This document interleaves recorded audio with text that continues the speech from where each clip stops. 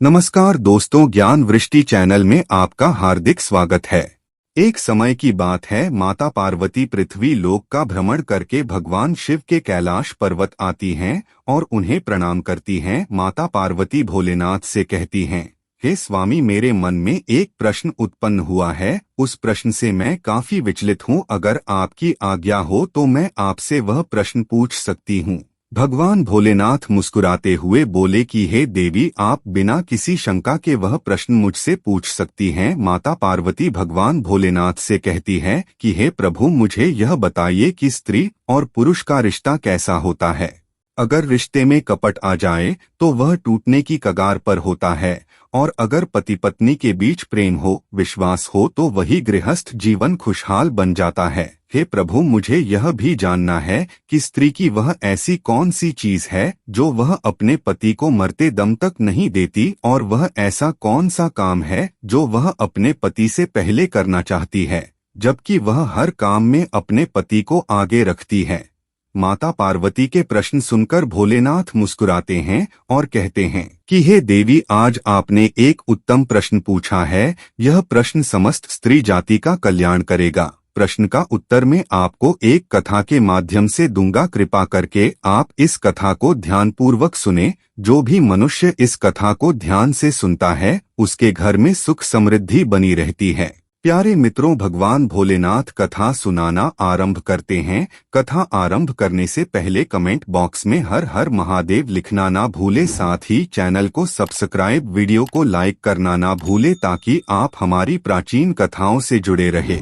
भगवान भोलेनाथ कथा सुनाना आरंभ करते हैं और कहते हैं कि हे देवी पार्वती, पूर्व काल की बात है। एक नगर में एक राजा के पुत्र का विवाह तय हुआ था। राजा ने अपने पुत्र के विवाह के लिए अपने राज्य में सुंदर सुंदर फूलों से और सुंदर रंगोलियों से सजावट करवाई। राजकुमार का विवाह एक अत्यंत सुंदर कन्या से होने वाला था। कुछ समय बीत जाने के बाद राजकुमार अपने महल में अकेले बैठकर राजकुमारी के बारे में सोच रहे थे कि तभी उसके मन में एक ख्याल आया कि क्यों न मैं राजकुमारी से मिलने के लिए उनके नगर जाऊं। तभी वह उठ खड़े हुए और अपने सैनिक से एक घोड़ा मंगवाया और घोड़े पर सवार होकर राजकुमारी से मिलने के लिए जाने लगे।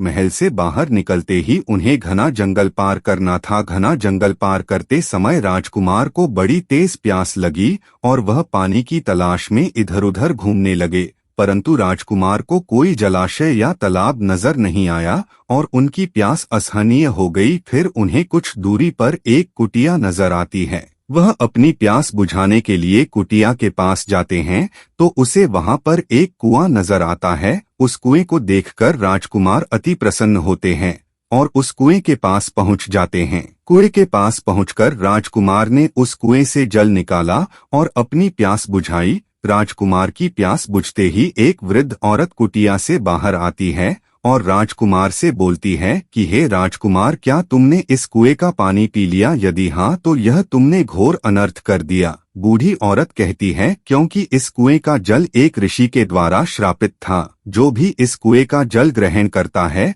वह रात के समय नरभक्षी बन जाता है। बूढ़ी औरत की बात सुनकर राजकुमार घबरा गए और बूढ़ी औरत से पूछा कि हे माँ, इस श्राप से मुक्ति पाने का कोई उपाय है तो कृपा करके मुझे बताए। वृद्ध औरत बोली, हाँ, एक उपाय है। इसी जंगल में एक पहाड़ है। उस पहाड़ पर कायाकल्प नाम की एक बूटी उगती है। यदि तुम उस बूटी को ढूंढ पाओ और उसका सेवन कर सको तो तुम्हें इस श्राप से मुक्ति मिल सकती है। परंतु एक बात का ध्यान रहे, रात होते ही तुम किसी एकांत स्थान पर रुक जाना, क्योंकि अगर तुम किसी गांव में चले गए तो कितने ही निर्दोष व्यक्ति तुम्हारे इस श्राप के कारण मृत्यु को प्राप्त हो जाएंगे। भगवान भोलेनाथ माता पार्वती से कहते हैं कि हे देवी, फिर वह राजकुमार बूढ़ी औरत की बात सुनकर उस बूटी को जंगल में ढूंढने के लिए निकल पड़े। बूटी को ढूंढते ढूंढते रात होने वाली थी। फिर राजकुमार ने सोचा कि पहले मैं किसी एकांत स्थान पर विश्राम कर लेता हूँ, सुबह होते ही मैं उस बूटी को ढूंढ लूंगा, नहीं तो मेरे श्राप के कारण निर्दोष मनुष्यों की जान चली जाएगी।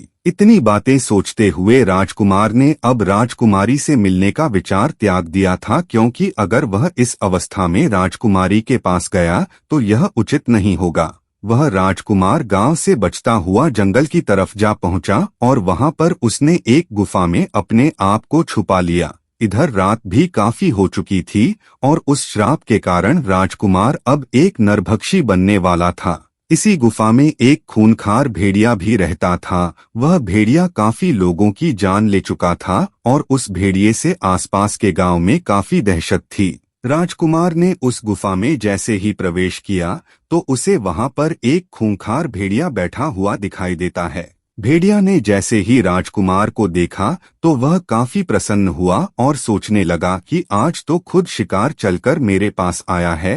राजकुमार को देखकर भेड़िया उस पर झपट पड़ा। भेड़िया के झपटते ही वह राजकुमार श्राप के कारण नरभक्षी बन गया। राजकुमार को नरभक्षी बना देख भेड़िया भयभीत हो गया और सोचने लगा कि यह शिकार तो मुझसे भी ज्यादा भयानक है। फिर वह भेड़िया इधर उधर जान बचाने के लिए भागने लगा। नरभक्षी के रूप में उस राजकुमार ने उस भेड़िए को मार कर खा लिया और पूरी रात उसी गुफा में बैठा रहा। सुबह होते ही वह नरभक्षी राजकुमार के रूप में आ गया। फिर वह राजकुमार गुफा से बाहर निकलकर अपने सफर की ओर निकल पड़ा। इसी बीच गांव वालों ने राजकुमार को देखा और आश्चर्य में पड़ गए। गांव वालों ने राजकुमार से कहा कि हे राजकुमार, तुम इस दिशा से कैसे चले आ रहे हो? इस दिशा में तो एक खूंखार भेड़िया रहता है। राजकुमार ने उत्तर दिया कि वह भेड़िया तो उस गुफा में मरा पड़ा है, मैंने उसे मार दिया। राजकुमार की बात सुनकर गांव वाले उस गुफा के अंदर जाकर देखते हैं तो सच में ही वह भेड़िया मरा पड़ा होता है। यह बात पूरे राज्य में फैल जाती है और राजा के कानों में पड़ती है कि एक वीर पुरुष ने उस भयानक भेड़िया को मार डाला। राजा यह बात सुनकर तुरंत ही अपने सैनिकों को भेजकर उस राजकुमार को अपने महल में बुलाते हैं और उसकी प्रशंसा करते हुए कहते हैं कि हे वीर पुरुष, तुमने उस भेड़िया को मारकर हमारी प्रजा को निर्भय कर दिया है। मैं तुम्हारे इस साहस से अति प्रसन्न हूँ। मैं तुम्हें उपहार में उड़न खटोला देना चाहता हूँ जो तुम्हें पल भर में किसी भी स्थान पर उड़ाकर ले जा सकता है। राजा की बात सुनकर राजकुमार अति प्रसन्न हुआ और सोचने लगा कि अब तो मैं इस उड़न खटोले पर बैठकर उस पर्वत पर आसानी से पहुँच सकता हूँ। फिर राजकुमार ने उड़न खटोला लेकर राजा से जाने की आज्ञा ली और उस उड़न खटोले पर बैठकर वह उस पर्वत पर जा पहुँचा जहाँ पर रंग व रूप बदलती हुई बूटियां थी। उस राजकुमार को वृद्ध औरत ने पहले ही बताया था कि उस पर्वत पर जाकर जो भी रंग व रूप बदलती हुई बूटी मिलेगी तुम उसका रस निकाल कर पी लेना। शाम होने वाली थी। राजकुमार ने तुरंत ही उस बूटी का रस निकाला और पी लिया। अब वह राजकुमार पूरी तरह से स्वस्थ हो चुका था। तब वह इस उड़न खटोले पर बैठकर राजकुमारी से मिलने के लिए निकल जाते हैं और राजकुमारी के नगर में पहुंचकर राजकुमारी से मिलते हैं। फिर कुछ समय बाद राजकुमार बारात लेकर राजकुमारी के नगर में पहुंचते हैं। वहां दोनों का विवाह संपन्न होता है। फिर राजकुमार राजकुमारी को लेकर अपने राज्य में चले गए और वहां पर सुखपूर्वक जीवन व्यतीत करने लगे।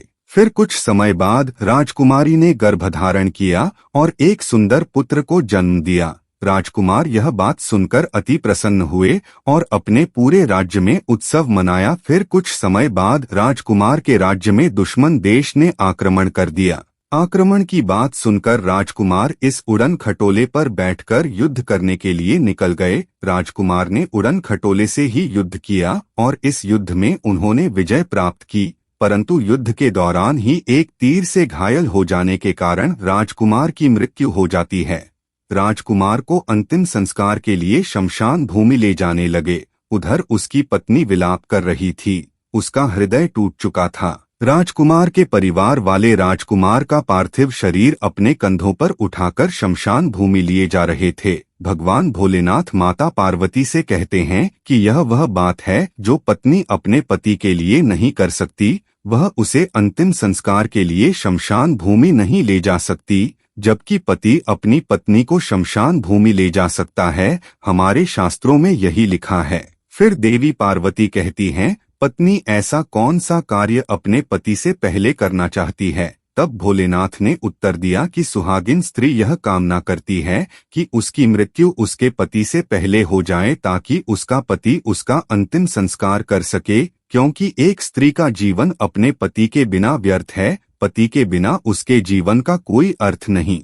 भगवान भोलेनाथ कहते हैं, स्त्री का सौभाग्य तब होता है जब उसका अंतिम संस्कार उसके पति के हाथों होता है। शादीशुदा महिलाएं मांग में सिंदूर हमेशा लगाएं। धर्मशास्त्रों में सौभाग्यशाली स्त्री को मांग में नित्य सिंदूर भरने का निर्देश दिया गया है। इस प्रकार मित्रों, भोलेनाथ ने माता पार्वती के प्रश्नों का उत्तर एक कथा के माध्यम से दिया।